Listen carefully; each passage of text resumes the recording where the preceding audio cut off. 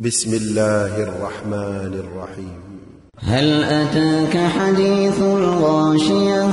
وجوه يومئذ خاشعة عاملة ناصبة تصلى نارا حامية تسقى من عين آنية ليس لهم طعام إلا من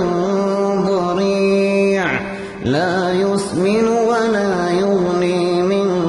جوع وجوه يومئذ ناعمة لسعيها راضية في جنة عالية لا تسمع فيها لاغية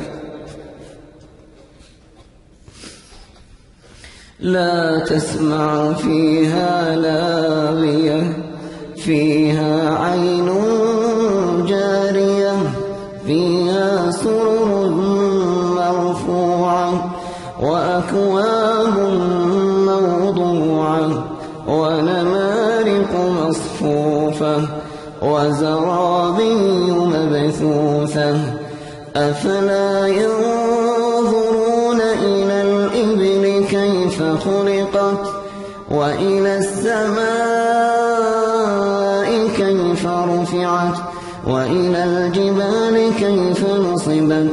وإلى الأرض كيف سطحت فذكر إنما أنت مذكر لست عليهم بمسيطر إلا من